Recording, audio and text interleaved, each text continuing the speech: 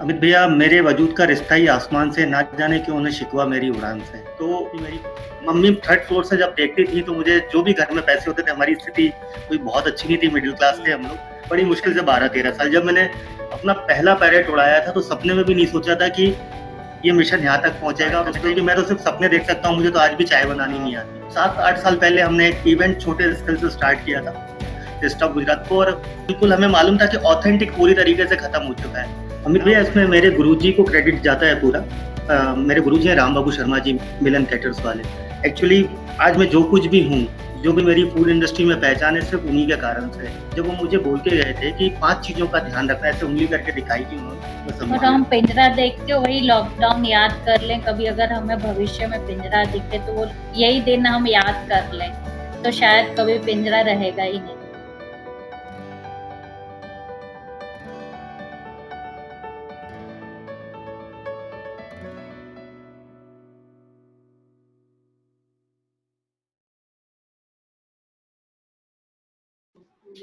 कोई तेरा आह्वान सुन आए ना आए, तो तू चल अकेला, चल अकेला, चल अकेला, चल अकेला, चल अकेला, चल अकेला। जी हाँ, इसी बात की मिसाल पेश करते हुए मेरे सामने जो 2 खूबसूरत से दंपति बैठे हुए हैं, हालाँकि अकेले नहीं हैं, 2 जिस्म एक जान मैं इनको कहूँगा। एक दूसरे के मिशन में भरपूर सहयोग देते हैं एक दूसरे का। कौन से ये 2 मिशन हैं, क्या हम बात करेंगे, थोड़ी देर में जानेंगे। नमस्कार, मेरा नाम है अमित, कहानियों और अल्फाजों को आवाज़ देता हूँ। आज लाइफ खूबसूरत है, मैं आपके समक्ष लेकर के आया हूँ धर्मेंद्र शाह और जयश्री शाह जी को। आप दोनों का बहुत-बहुत स्वागत है। धन्यवाद, नमस्कार, धन्यवाद अमित भैया।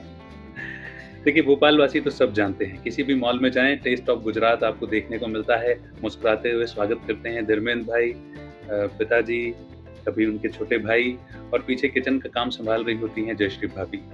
तो किसी भी मॉल में चले जाएं, टेस्ट ऑफ गुजरात आपने टेस्ट किया ही हुआ है, और पूरा सुपरविजन, पूरी परिवार, पूरा फैमिली मिलकर के करती है, और उस स्वाद के सब दीवाने हो रखे हैं। लेकिन आज मैं जिस मिशन की बात करने वाला हूँ, वो मिशन बिल्कुल अलग है। कहते हैं लाइफ हमें लेसन टीच कराती है, कुछ न कुछ पढ़ाती है। लॉकडाउन की परिस्थितियां कह लीजिए, कोविड-19 आउटब्रेक की सर्कमस्टेंसेस कह लीजिए, ये एक लेसन है प्रकृति की तरफ से, नेचर की तरफ से हमारे लिए, कि हम जब अपने घरों की दहलीजों में बंद होकर के बैठे हैं, तो प्रकृति अपने आप को क्योर कर रही है। लेकिन जिस मिशन की मैं बात करने वाला हूँ, ये मिशन इन्हीं कुछ परिस्थितियों से जुड़ा हुआ है। उन परिंदों को जिनको अपने शौक के लिए और अपना प्यार दिखाते हुए हम अपने घरों में ले आते हैं और पिंजरों में कैद करके रख देते हैं, अब आप उनकी परिस्थिति और उनकी मनस्थिति का अंदाजा बड़े अच्छे से समझ सकते हैं। लेकिन इस एक मनस्थिति को समझाने के लिए पिछले 20 साल से प्रयास कर रहे हैं धर्मेंद्र भाई। धर्मेंद्र भाई, मिशन पंख क्या है, कहाँ से शुरू हुआ, मैं चाहूंगा एक बार फिर से बताइए, लाइफ खूबसूरत है कि सुनने वालों। अमित भैया, मेरे वजूद का रिश्ता ही आसमान से, ना जाने क्यों उन्हें शिकवा मेरी उड़ान से। ये मेरी खुद की लिखी हुई है। क्या बात। ये 19 तारीख को, मार्च को 20 साल कंप्लीट किए हमने इस मिशन को। और ये मिशन कुछ भी नहीं है, एक सिंपल सी चीज़ है कि जो जहाँ हमें बंद पक्षी मिलता है उसको हम आज़ाद करते हैं, और डिपेंड करता है कि वो किस कंडीशन में मिल रहा है। अगर पक्षी हमें नया मिलता है तो समझा बुझा के उनको तुरंत हाथ के हाथ उसको आज़ाद कर देते हैं। मान लीजिए पक्षी किसी के घर में पैरेट को 2 साल हो गए, 3 साल हो गए या 4 साल हो गए, तो फिर उस कंडीशन में हम उसकी लाइफ स्टाइल चेंज कराते हैं कि उनको एक डाइट चार्ट दे आते हैं, उनको एक बड़ा पिंजरा अरेंज करवा देते हैं। इस तरीके से हम काम कर रहे हैं, और ये कंप्लीट अभी 20 साल कंप्लीट किया हमने। जी, 20 साल से आप इतना सारा, मतलब 20 साल से आप प्रयासरत हैं, इसके लिए तो बहुत-बहुत बधाई हो। कई सारे पंछी भी आप आज़ाद करा चुके हैं। मुझे एक बहुत अच्छा किस्सा याद आता है इस जगह पर, जो पंख आपने जो पुस्तक लिखी थी, जिसको नैरेट किया था मैंने कहानियों के सफ़र में, आसाम से कहीं हमारे पास एक फ़ोन आया था, आपका नंबर दिया हुआ था उसमें, और उन्होंने कहा था कि आपकी एक कहानी सुनी। बहुत अच्छी तरह से हिंदी वो नहीं समझते थे, लेकिन इसके बावजूद उस मैसेज को, उस कम्युनिकेशन को समझ करके उन्होंने आपसे प्रॉमिस किया था कि मैंने अपने घर का परिंदा आज़ाद कर दिया है और आगे से मैं इस मिशन में आपका साथ दूँगा। तो दूर-दराज तक ये बात पहुँच रही है, ये आवाज़। वो अभी भी जुड़े हुए हैं अमित भैया, वो अभी भी जुड़े हुए हैं। हाँ, वो अभी भी वो फैमिली मुझसे जुड़ी हुई है। जी, जी, जी। मैं कह रहा हूँ ना कि हर एक प्रयास जो भी आपने किया है जगह समय प्रति समय, वो कहीं न कहीं आपका ये कारमा बनता गया है, और बहुत सारे लोगों का जुड़ाव हो गया है। मेरा भी जुड़ाव आपसे मिशन पंख के ज़रिए ही हुआ था। पर मैं जानना चाहूँगा कि मिशन पंख आपके ज़हन में कैसे आया? वो किस्सा क्या था? अमित भैया, ये तो एक्चुअली मेरी मम्मी का दिया हुआ काम है। जब हम छोटे थे और ओल्ड सिटी में रहते थे, बात बहुत अजीब-सी है, बड़ा अजीब-सा लगेगा आपको सुन के। एक पुराना बाज़ार है वहाँ, जुमेराती बाज़ार, आपने सुना होगा, हाँ ओल्ड जी। सिटी में। तो हम लोग 3rd फ्लोर पे रहते थे और नीचे बाज़ार भराता था हमारा 12 महीने उस आज़ाद मार्केट में बाज़ार भराता था। और आपको याद होगा, बहुत पहले पुराने के टाइम बहेलिये घूमा करते थे, हाँ। पक्षी ले लेके। जी, जी, जी। अब तो ख़ैर बहुत कम हो गया, अब तो भगवान की दया से हमने बाज़ारी मीडिया के सहयोग से बंद हो गए, आप लोगों के सहयोग से बाज़ार ही बंद हो गए। तो मम्मी 3rd फ्लोर से जब देखती थी, तो मुझे जो भी घर में पैसे होते थे, हमारी स्थिति कोई बहुत अच्छी नहीं थी, मिडल क्लास थे हम लोग। तो उस टाइम जो भी हमारे पास पैसा हुआ करता था, मम्मी पूरा दे देती थी और हम लोग नीचे जाके उस बहेलिये से पक्षी खरीद लेते थे और पूरा उड़ा देते थे। ये बस यही था, उस टाइम मेरी एज रही होगी बड़ी मुश्किल से 12-13 साल। जब मैंने अपना पहला पैरेट उड़ाया था, तो सपने में भी नहीं सोचा था कि ये मिशन यहाँ तक पहुँचेगा। और उस टाइम शायद मैं 12 साल का था या 13 साल का, जब मैंने पहला पक्षी आज़ाद किया था।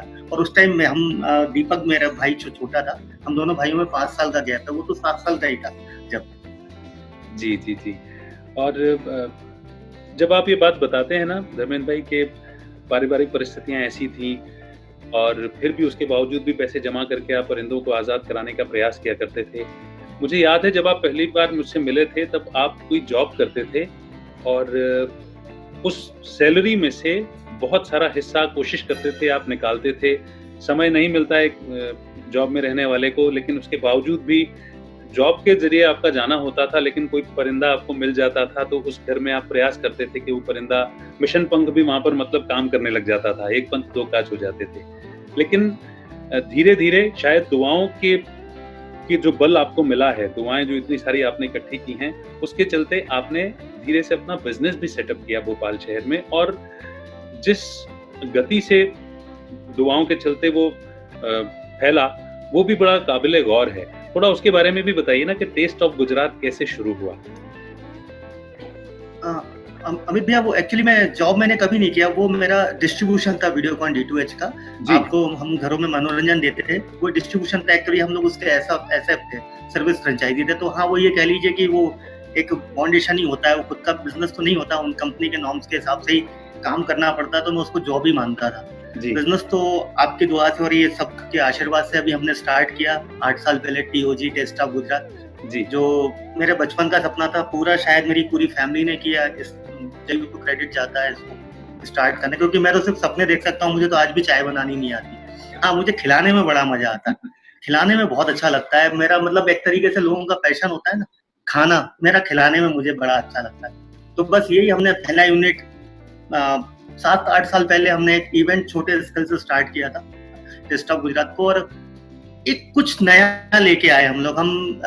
बिल्कुल हमें मालूम था कि ऑथेंटिक पूरी तरीके से खत्म हो चुका है। ना अब हमारे घर में सिलबट्टे बचे हैं, ना हमारे घर में हाथ की चक्की बची है।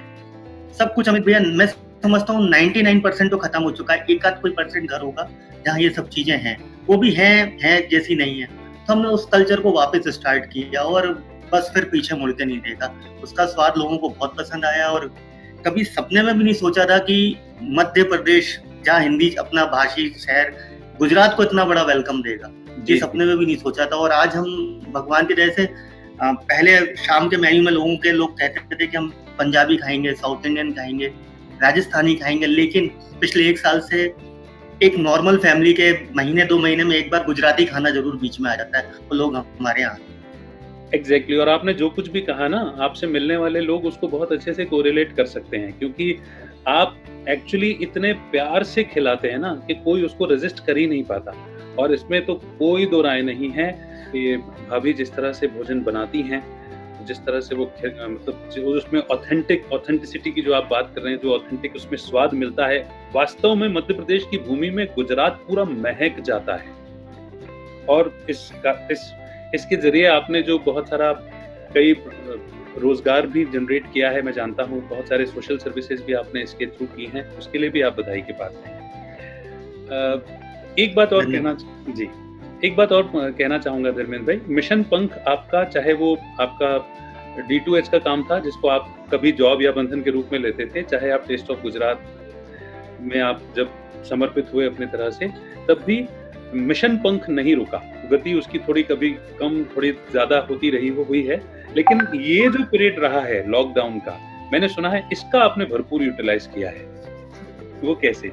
हाँ, बिल्कुल, बिल्कुल। बहुत अच्छा क्वेश्चन किया अमित भैया। मेरे गुरुजी श्री विनोद कुमार जैन जी, जो जिनसे मैंने लेखन सीखा है पूरा। एक्चुअली वो सब कुछ आज ये मिशन और ये सब उन्हीं के मार्गदर्शन पे मैं चल रहा हूँ। तो उन्होंने मुझे एक चीज़ बोली थी कि असली सैनिक ये एक मिशन पंख एक युद्ध है अमित भैया, एक लड़ाई है, जो मैं लड़ रहा हूँ, बहुत 20 सालों से लड़ रहा हूँ। लोग आप उस पर से अंदाज़ लगाइए, घर में पैरेट ले आते हैं और उससे वो अपना उसका रिश्ता बना लेते हैं, उसको भाई, बेटा या जो भी उसको बना लेते हैं और उसके बगैर 5 मिनट भी नहीं रह पाते हैं। लेकिन उनको ये नहीं मालूम है कि उस पे क्या बीत रही है। मतलब एक ऐसा रिश्ता जो हमें मालूम ही नहीं है, बस एक तरफा प्यार है उसमें। उस पैरेट को तो उनसे प्यार हो भी नहीं सकता कभी, क्योंकि उनकी जिंदगी खराब कर दी। ये तरीके की मैं लड़ाई लड़ रहा हूँ, उन लोगों तक मैसेज पहुंचा रहा हूँ। तो मेरे गुरुजी ने मुझसे ये बोला था कि असली योद्धा वो है कि जब लड़ाई से ब्रेक मिले, मतलब जब टाइम मिले तो वो हथियारों को धार कर ले। तो वो बात मेरे जहन में थी और मेरे दिमाग में थी। और ये मैं फूड इंडस्ट्री से हूँ, तो मेरी लाइफ स्टाइल तो अमित भैया सभी को मालूम है। मतलब हमारी लाइफ स्टाइल ऐसी होती है कि सुबह 9 बजे निकल जाना, 12-1 बजे घर आना, और जब दुनिया एंजॉय करती है वीकेंड वगैरह पे, सबसे ज्यादा हमारे ऊपर ही काम होता है, चाहे वो नेशनल हॉलीडे हो या कुछ भी हो। तो ये मेरे लिए गॉड गिफ्ट था। ये लॉकडाउन मेरे लिए एक बहुत बड़ी चीज थी। शायद ये मुझे पप्पा ने दिया ये लॉकडाउन। तो कुछ दिन पहले, लॉकडाउन से कुछ दिन पहले, मेरा एक मिशन से जुड़े हुए लोग आए थे कुछ। उन्होंने मुझसे बोला था कि धर्मेंद्र जी, ये मिशन आपका अद्भुत है और इस पे आप किसी रिकॉर्ड बुक में या लिम्का बुक में इसका ट्राई करो। तो बात मेरे दिमाग में घुसी। उसी दिन मैंने उसके अगले घंटे उस पर काम चालू किया, क्योंकि टाइम रहता नहीं है बिल्कुल। तो कहीं से संपर्क निकाल के मैंने बात किया। जब उनसे बात करता, वो 8 मार्च था अमित भैया। उस टाइम, उसी दिन शायद मैंने काम स्टार्ट किया, और उस टाइम तो मैं इतना टाइम नहीं दे पाया, पर मैंने पता किया सोर्सेज से जो भी था। तो एक अच्छी चीज सामने आई कि पूरी दुनिया में, ऑल ओवर वर्ल्ड में 32 वर्ल्ड रिकॉर्ड बुक्स है, जिसमें गिनीज भी है, लिम्का भी है, इंडिया बुक भी है। तो मैंने कहा एक जरिया ये हो सकता है कि क्यों ना हम अपने मिशन को रिकॉर्ड बुक में डलवाएं, क्योंकि वो जो मेरे मिलने वाले थे उन्होंने मुझे बोला कि जो मैंने बुक पढ़ी उसमें तो पक्षियों को आजाद कराने का कॉलम ही नहीं है क्या। तो फिर मैंने बस उस दिन से मैंने 15-20 मिनट रोज देना चालू किया। और जिस दिन जनता कर्फ्यू हुआ, उससे हमारा 4-5 दिन पहले ही हमारे मॉल्स वगैरह तो बंद हो चुके थे। बस उसके बाद मैंने पूरा टाइम इस पे देना चालू कर दिया। और आज 2 मई है, आज हमारे पास 14 रिकॉर्ड है, 14 वर्ल्ड रिकॉर्ड है हमारे मिशन पंख के, जिसमें ये gulf, Nigeria, Singapore, British, UK, सारे देशों में ये मिशन जा चुका है। 14 वर्ल्ड रिकॉर्ड आपने इस पीरियड में बना लिए, 8 मार्च से लेकर आज तक। ये मेरे लिए, ये लॉकडाउन मेरे लिए गॉड गिफ्ट था। तो मतलब मैं क्या बोलूं अमित भैया, अल्फाज ही नहीं है मेरे पास। जो मुझे चीज मिली, मैं स्टडी रूम में अपने बैठा रहता हूँ, सुबह ब्रेकफास्ट के बाद फिर सीधा लंच के लिए आता हूँ, फिर चला जाता हूँ, और बस दिन भर यही काम करता हूँ। और मेरा एक सपना है कि ये 32 के 32 में मैं चला जाऊँ, जिससे कि कोई भी दुनिया में किसी भी कोने में रिकॉर्ड बुक को खोलेगा तो हमारा मिशन सामने दिखेगा। इवन ब्रिटिश जो वर्ल्ड रिकॉर्ड जो हमने पहला लिया, उनको ये मिशन बहुत पसंद आया। उन्होंने मुझे लंदन बुलाया दिसंबर में, कहने लगा हमारा फंक्शन है तो आप उस पर आइए। हमें भी इतनी मालूम थी कि एक पैरेट को जो 50 साल जीता है, पहली चीज तो हमको यही नहीं मालूम थी कि पैरेट 50 साल जी कैसे सकता है। पूरी टीम को ब्रिटिश की टीम ने बोला, और ये कैसे जी सकता है इतनी लंबी उम्र, और आपने उसकी पीड़ा के बारे में हमें बता दिया, और हमें बहुत अच्छा लगा। कि अब तो हम सबको बताते हैं ये चीज कि हमें पक्षी नहीं पालना चाहिए। अमित भैया, ये लंदन की बात कर रहा हूँ मैं बिल्कुल, भोपाल तो हमने पिंजरा मुक्त किया, लेकिन सोचिए ये मिशन। मैं सुन करके स्तब्ध हूँ। और मुझे मालूम है, जहाँ तक मैं आपको जानता हूँ, कि ये जो रिकॉर्ड बनाने का ये जो मिशन आपने शुरू किया, इसके पीछे भी उद्देश्य सिर्फ यही है कि ज़्यादा से ज़्यादा लोगों तक, ज़्यादा से ज़्यादा संस्थाओं तक ये बात पहुँचे, इसकी जागृति हो, अवेयरनेस हो, ताकि ज़्यादा से ज़्यादा लोग इस मिशन में जुड़ करके जो परिंदों को कैद करते हैं उसको कैद न करने के बारे में सोचें, और कहीं कैद देखें तो उसको आज़ाद कराने के बारे में सोचें। लेकिन फिर भी आपने इस पीरियड का जो पॉजिटिवली इस्तेमाल किया है, 14 वर्ल्ड रिकॉर्ड, 14 संस्थाओं से जुड़ना, अलग अलग देशों तक इस आवाज़ को पहुंचाना, इस इंटेंशन को पहुंचाना, इसके लिए आप बहुत बहुत बधाई के पात्र हो धर्मेंद्र भाई, बहुत बहुत बधाई। थैंक यू अमित भैया। बस सब जी नहीं, अब एक छोटी सी बात बस यही पूछ रहा था मैं, कि आपने तो पूरा सकारात्मक प्रयोग कर लिया इस मिशन पंख के लिए रिकॉर्ड बनाने में। भाभी और बाकी घर वालों के क्या हाल है? हाँ, हम इनको पीछे सपोर्ट कर रहे हैं भैया, हमारे को भी खुशी मिलती है कुछ करते हैं तो। और इन दिनों में ही लोगों को ज्यादा अच्छे से पता चलेगा कि वाकई में पिंजरे में रहने वालों की तकलीफ क्या है करके, कि पिंजरे में पंछी रहते हैं तो उन्हें कैसा लगता है, हम भी घर में पैक हो गए तो हमें कैसा फील हो रहा है। अच्छा, आप दोनों को देख करके ना मेरे को लिटरली ये फीलिंग आती है कि सच में गृहस्थी एक दो पहियों की गाड़ी है, एक आगे पीछे, एक मतलब एक पहिया आप और एक पहिया आप। अच्छा, इस दौरान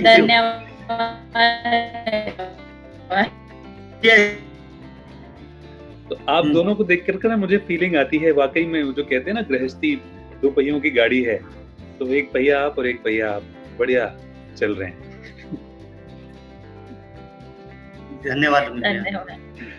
और एक चीज और अमित भैया बोलना चाहूंगा, जो इन्होंने लॉकडाउन का बोला ना, तो ये लॉकडाउन तो हमारे लिए पिकनिक है एक तरीके का, कि हम अपने घरों में हैं, अपने बीच में हैं, सब अपनों के साथ है, और हमारे घर 200, 400, 500, 1000, 1500 स्क्वायर फीट के तो हैं, तो उसमें हम बना रहे हैं, खा रहे हैं, फिर भी हम ये कैद को एक्सेप्ट नहीं कर पा रहे हैं। हमें लग रहा था कि हम 3 तारीख को निकल जाएंगे इसमें। तो कहने का मतलब फिर हमारे लिए 15 दिन बढ़ गए। इतना सब होने के बाद अब आप सोचिए कि एक ही जिंदगी, अगर हम अनुपात निकालते हैं पिंजरे का, तो एक बाथरूम के बराबर आता है। उस बाथरूम में अगर मुझे जिंदगी निकालनी है, जैसे कि मैंने सोचा था, कि आपने सोचा था, हम सबने सोचा था कि हम 3 तारीख को फ्री हो जाएंगे, तो नहीं हुए ना। वैसे ही हर घंटे पैरेट सोचता है कि मैं शायद कल निकल जाऊं, शायद परसों निकल जाऊं, शायद निकल जाऊं, और उसको जिंदगी वो आखिरी दम तक भी उसके अंदर एक उम्मीद तो बाकी रह जाती है निकलने की।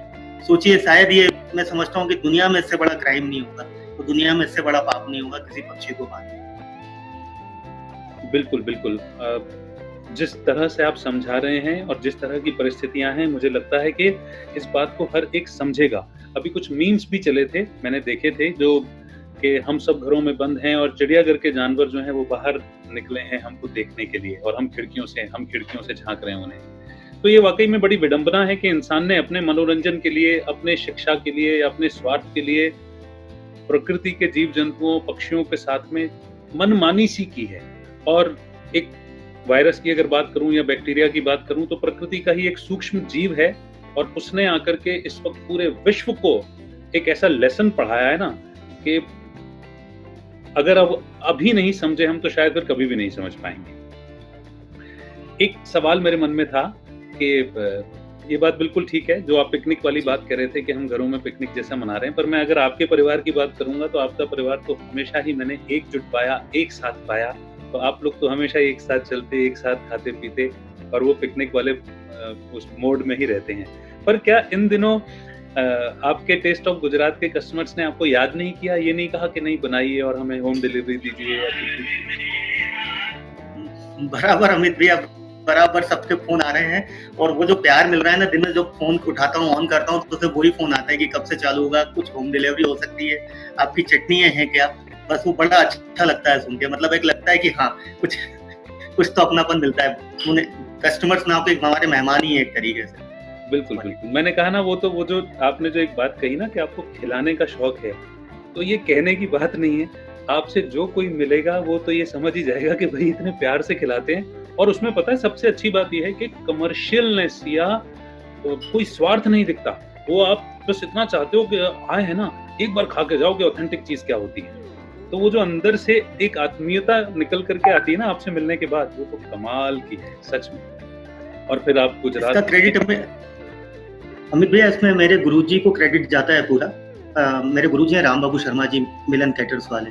एक्चुअली आज मैं जो कुछ भी हूँ, जो भी मेरी फूड इंडस्ट्री में पहचान है, सिर्फ उन्हीं के कारण से। तो उन्होंने ही मुझे सिखाया था, जब मैंने छोटा सा पहला इवेंट किया था, छोटा सा स्टॉल लगाया था, जब वो मुझे बोल के गए थे कि पांच चीजों का ध्यान रखना, ऐसे उंगली करके दिखाई थी उन्होंने कि 5 चीजों का ध्यान रखना, कि मुझे अच्छा खिलाना है, मुझे अच्छा खिलाना है, मुझे अच्छा खिलाना है, मुझे अच्छा खिलाना है, और मुझे अच्छा खिलाना है।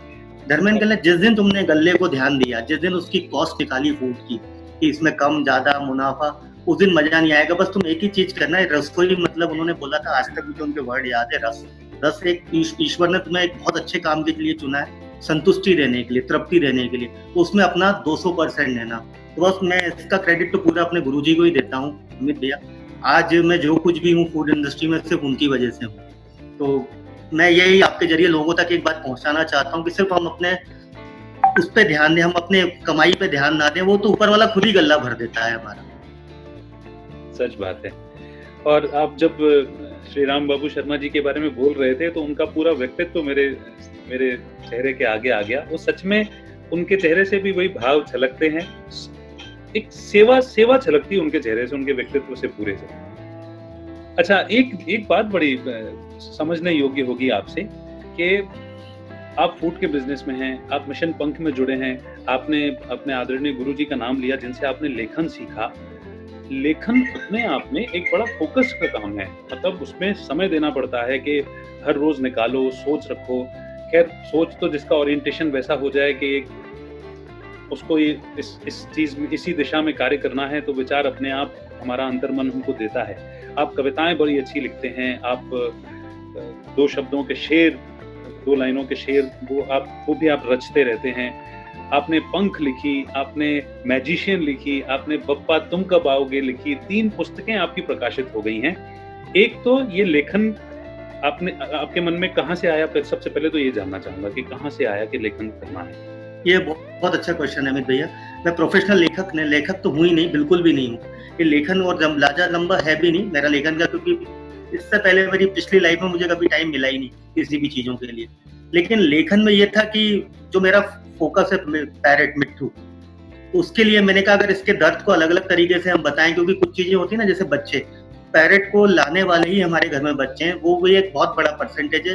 लगभग 90 to 93% घर में बच्चे ही पैरेट को लेके आते हैं। जनरली हम लोग बच्चों को अगर उनकी भाषा में समझा दें, जैसे कि डिज्नी के कार्टून्स और ये वो, तो उस तरीके से अगर हम बच्चों को ही प्रिपेयर कर दें कि उसकी पीड़ा धीरे धीरे करके पैरेट की बता दे, तो वो लाना बंद कर दें। तो मैंने बच्चों को के लिए हिसाब से पोएट्री लिखना चालू करी, और आपको खुशी होगी कि मैं बाल साहित्य का ही लेखक हूँ। बड़ों के लिए तो मैं नहीं लिख पाता हूँ, बस मेरे शब्द बच्चों को ही फिट बैठते हैं, तो बच्चों के लिए लिखता हूँ। तो पंख के बहुत जगह प्ले हुए और बच्चों को बहुत पसंद आया। और इवन बच्चों ने, एक अच्छे बच्चे तो मेरे मोबाइल में काफी फॉलोअर्स हो गए मिशन के।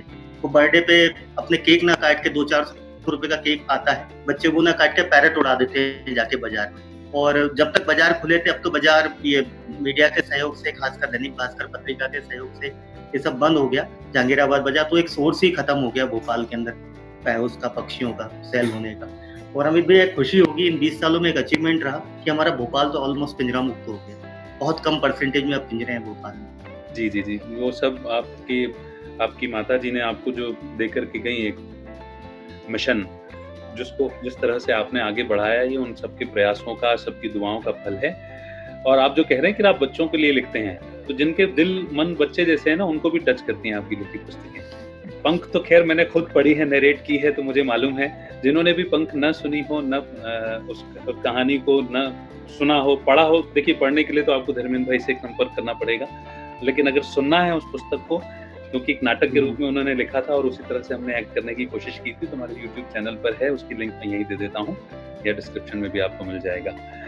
पर मैजिशियन भी ऐसी है कि उसको पढ़ करके किसी की आंख से आंसू न निकले, ये हो नहीं सकता। मैजिशियन कहाँ से आई? जी अमित भैया, मैजिशियन एक फितूर कह लीजिए। मेरा जनरेशन गैप के ऊपर बड़ा इंटरेस्टिंग है। मेरे को बचपन से कुछ ऐसी चीजें हुई हैं सामने, तो जनरेशन गैप का एक बहुत बड़ा रोल रहा है। तो मैंने कहा वो बस एक मेरा फॉर्मेट था कि बच्चों को इजीली समझा दें उस विषय में, क्योंकि हमेशा हम अपनी जगह सही होते हैं। मतलब मेरा ऐसा मानना है कि एक पेरेंट्स भी अपनी जगह सही है और हम भी अपनी जगह सही है, तो फिर ये जनरेशन गैप आता कहाँ से? तो फिर गलत कौन है? सबसे बड़ा क्वेश्चन ये है कि कौन गलत है। वो अपनी जगह सही है, ये अपनी जगह सही है। तो इसका एक बहुत बड़ा कारण है परिस्थितियां ही अमित भैया गलत होती हैं, बाकी कोई गलत नहीं होता। कि एक पिता, जब मैंने लिखा था लोगों को बहुत पसंद आया कि 10 रुपए बचाने के लिए 4 घंटे काम करते थे। एक पिता 10 रुपए बचाने के लिए 4 घंटे काम करते थे, और एक बेटा आधा घंटा बचाने के लिए 100 रुपए खर्च कर देता है। तो क्या ये दोनों गलत हैं क्या? बिल्कुल नहीं। वो अपनी जगह सही थे, ये अपनी जगह सही है। बस यही मैजिशियन है। तो मैजिशियन एक दूसरे का दायरा मिटाता है इसको, और बड़ा अच्छा लगता है कि जब लोगों के फोन आते हैं उसको पढ़ने के बाद। हाँ, मतलब उससे पढ़ करके किसी की आंखें नम हो, आंख से आंसू न निकले, या जो रियलाइजेशन आप कराना चाहते हो वो ना हो, ये ऐसा हो नहीं सकता। वो एक्चुअली जो मैजिशियन का किरदार आपने उसमें लिख दिया, क्योंकि वो आप ही हो मैजिशियन, मुझे मालूम है। आपने प्रस्तुत कर दिया उसको अपने शब्दों के माध्यम से, वो बहुत ही कमाल का है। बप्पा तुम कब आओगे मैंने पढ़ी नहीं है, लेकिन हाँ, एक बार उसको लेकर के आपकी मेरी चर्चा हुई थी जिसमें छोटी-सी कुछ हमारी बातचीत हुई थी। पप्पा तुम कब आओगे के बारे में भी बताइए ना? अमित भैया, पहले तो उस चीज़ के लिए मैं आपको सबसे पहले थैंक्स दूँगा जो आपने मुझे उस दिन समझाया था। आपको याद होगा अपन मेले में मिले थे, एक इवेंट में। तो उसके चक्कर में ये मेरे को 1 डेढ़ महीना लग गया। उसको 2 महीने एक्चुअली मैंने उसको फिर से वापस लिखा और उसको संशोधन किया और उसमें कुछ समाज की बुराइयाँ हैं। 6 या 7 मैंने उस बुराई लिखी थी। तो अब मैंने कहा बच्चों को इस बुराइयों को कैसे समझाऊँ? तो बच्चों के तो ऑल टाइम फेवरेट है हमारे गणेश जी भगवान। सही बात। पापा तो ऑल टाइम उनको पसंद ही है।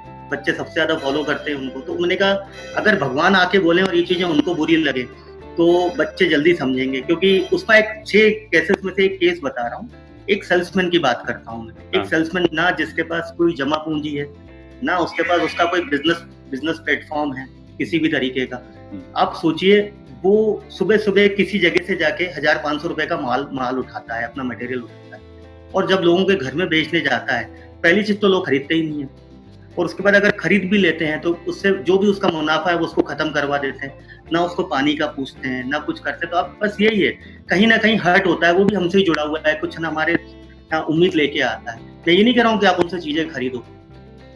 हो सकता है उसको एक गिलास पानी का ऑफ़र कर दो। तो इस तरीके से छोटी-छोटी मैंने समाज की 6 बुराइयाँ लिखी थी और उसको भगवान ने आके बार-बार घर आके दस्तक देके करी। बस यही था उसमें। ठीक है, ठीक है। मैं मतलब एक ही केस पढ़ कर के मुझे ऐसा लग रहा है कि मुझे जल्द से जल्द उस पुस्तक को पढ़ लेना चाहिए। बाकी जो आप कह रहे हैं कि मैंने आपको कुछ समझाने की कोशिश की थी, नहीं मैंने नहीं, वो ऊपर वाले का ही कमाल है, पप्पा का ही कमाल समझ लीजिए आप, उन्हीं का कमाल होगा। बाकी अब मिशन पंख का क्या योजना है? क्योंकि लॉकडाउन हटेगा, वापस जीवन सामान्य होगा, तो इस 14 रिकॉर्ड्स आपने अपने नाम करा लिए हैं, आगे क्या? आगे क्या अमित भैया, बस यही है कि एक दिन पूरा इंडिया पिंजरा मुक्त हो जाए अपना। बस कोशिश यही है। सपना तो देखा है, सपने बड़े हैं और पूरे भी करेंगे। अभी कुछ रिकॉर्ड और बाकी भी तो 14 पे ही पहुंचे हैं। बहुत जल्दी 32 पूरे करेंगे और दुनिया के एक-एक कोने में हमारा मिशन चला जाए। बस मिशन मतलब ये है कि वो सिर्फ इसका पब्लिसिटी नहीं है कि बस जो भी इसको पढ़ ले। जैसे कि आज हमारा ये वीडियो अगर कुछ लोग देखते हैं, उनको उसकी प्रॉब्लम मालूम हो जाए। बस इस मिशन का उद्देश्य ही यही है कि घर-घर एक पक्षी की एजुकेशन पहुँचाना, पक्षियों के बारे में बताना। कि सोचिए 45 साल की ज़िंदगी, सोचिए ज़रा 45 साल की ज़िंदगी, ना अपने हैं, ना कोई है, ना खाना है, ना कुछ है और एक छोटा-सा पिंजरा। मतलब एक होता है कि मार डालना, मार डालिए कोई दिक्कत नहीं है, लेकिन एक होता है तिल-तिल करके मारना। किसी को घर में रख के हम लोग रोज़ तिल-तिल करके मारते हैं उसको। बस यही एक मैसेज है, चाहे वो वर्ल्ड रिकॉर्ड के माध्यम से, किसी के भी माध्यम से, मीडिया के माध्यम से, कैसे भी पहुँच जाए लोगों तक। और हम लोग बहुत सामाजिक हैं अमित भैया, हम सब लोग बहुत अच्छे हैं। एक बार अगर हमें मालूम पड़ जाए कि ये चीज़ बुरी है, तो हम उस चीज़ को कभी दोहराते नहीं हैं। बस एक ही बार बोलना है, बस ये। बिल्कुल सही बात है। और जो आप अपने एक्सपीरियंसेस बताते हैं या इस बात को जब आप जिन शब्दों में उस बात को कहते हैं ना, वो पूरा रूह तक उतरता है, वो पूरे दिल को छूता है कि हाँ, वाक़ई में हमसे अनजाने में क्या गलती हो रही थी। और जो आपने कहा कि हम सब वाक़ई में बहुत अच्छे हैं, बस एक बार समझ में आनी चाहिए बात, एक बार पता चलनी चाहिए। तो वही है कि आप जिस नियत से जुड़े हैं, जिस भावना से जुड़े हैं कि ये बात सब तक पहुँचे, शायद यही वजह है कि जो भी आपकी बात सुनता है वो आपका सहयोगी बन जाता है। आगे जो भी योजनाएँ हैं, आप अपने रिकॉर्ड्स के ज़रिए या अन्य मंच जो हैं इस सामाजिक सेवा कार्यों से जुड़े हुए, वहाँ तक आप पहुँचे और ये आवाज़ विश्व के हर कोने में पहुँचे, मेरी यही शुभकामनाएँ हैं। कोई और मैसेज अगर आप देना चाहें तो प्लीज़ दे सकते हैं। तो सुमित भैया, आपके माध्यम से यही मैसेज देना चाहूँगा कि अभी भी वक़्त है, अभी भी वक़्त है हम सुधर जाएँ। क्योंकि प्रकृति माँ तो नहीं छोड़ती। प्रकृति माँ ने शायद हमारी संरचना इसीलिए करी थी कि जैसे होता है ना, क्लास में एक मॉनिटर होता है क्लास बनाने के बाद, कि वो बाकी कुछ भी बच्चे हैं उनको करे। तो कहीं न कहीं भगवान ने या प्रकृति माँ ने हमको ये ज़रूर सोचा होगा कि ये जो मैं मनुष्य को बना रहा हूँ, ये मेरी प्रकृति की रक्षा करेगा। लेकिन सब उल्टा ही हो गया, सब उल्टा हो गया। उस पक्षियों को उनका आकाश दिलाना तो दूर, हमने उसको पिंजरे में कर दिया। मैं अपने मैट्रिक पे ही बात कर रहा हूँ, क्योंकि मेरे पास एक ही चीज़ है, एक ही सब्जेक्ट है, मिशन पंख। और कल एक मुझे नई चीज़ मालूम पड़ी, इस पूरे दुनिया के अगर कोरोना को हम इकट्ठा करें तो उसका वजन आधा ग्राम भी नहीं है। तो ये भी तो प्रकृति माँ ने ही बनाया है। तो समझाने पे आती है तो प्रकृति माँ हमें सिर्फ 1 मिनट में समझा देती है। तो हो सकता है लॉकडाउन से हम इतना तो समझ लें कि पिंजरा अब नहीं, बहुत हो गया, अब पिंजरा नहीं है। बाकी चीज़ें तो सब धीरे-धीरे समझा ही देंगी, प्रकृति में बहुत बड़ी है समझाने में। बस यही आपके माध्यम से मैसेज देना चाहता हूँ जिस दिन हम लॉकडाउन खोलें, जब भी हमारी लाइफ नॉर्मल हो, बस पिंजरे को देख के कहीं ना कहीं हमारे अंदर गुस्सा आना चाहिए। हम खुद तो रखें ही नहीं, ना किसी को रखने हैं। बस और हम पिंजरा देख के वही लॉकडाउन याद कर लें, कभी अगर हमें भविष्य में पिंजरा दिखे तो वो यही दिन हम याद कर लें, तो शायद कभी पिंजरा रहेगा ही नहीं। ये देखिए, सोने पे सुहागा बात उन्होंने कह दी, आपकी तरफ से पूरी कर दी कि यदि कभी पिंजरा दिखता भी है तो ये दिन याद कर लें। और इन दिनों में जिस तरह से हम मचले हैं, शायद हालांकि कुछ लोगों ने बहुत इसको सकारात्मक भी लिया है, लेकिन फिर भी हर एक दिल में, हर एक मन में कहीं तो बात आई है कि कब तक आखिर अंदर रहना है। तो शायद यही बात जो है वो उन पंछियों, उन परिंदों के मन में भी चलती होगी। पर एक बात कहूंगा धर्मेंद्र भाई, आपसे बहुत कुछ सीखने लायक है। आपकी माताजी से मिला हुआ जो मिशन है, चाहे वो एक छोटा सा विचार था, उसको आपने मिशन बना करके आगे चलाया। आपके अंदर एक आत्मीयता है भोजन खिलाने की, आपने उसी को व्यापार बना लिया, शौक को ही व्यापार बना लिया। आप व्यस्त रहते हैं, बिल्कुल सही बात है कि फूड इंडस्ट्री से जुड़े हुए व्यक्ति को समय नहीं मिलता, सुबह उठने से लेकर रात को वाइंड अप करने तक, लेकिन इसके बावजूद आप अपनी दिनचर्या में फोकस होकर, डिसिप्लिन होकर के लेखन का कार्य भी करते हैं। ये भी आपसे एक सीखने लायक बात है। मैं बहुत बहुत शुक्रिया अदा करता हूँ आपका, भाभी का, दोनों का, जिन्होंने वक्त निकाला और इतनी खूबसूरत बातें हमारे साथ में शेयर की, क्योंकि हमारा भी उद्देश्य सिर्फ इतना सा है कि लाइफ खूबसूरत है। अगर हम इस बात को नहीं मानते तो लाइफ कभी कभी सख्त लेसन देती है, कभी कभी टीचर सख्त होता है ना, जैसे वैसे हो जाती है, मगर लाइफ खूबसूरत है। Thank you so much. धन्यवाद अमित भैया, बहुत बहुत धन्यवाद।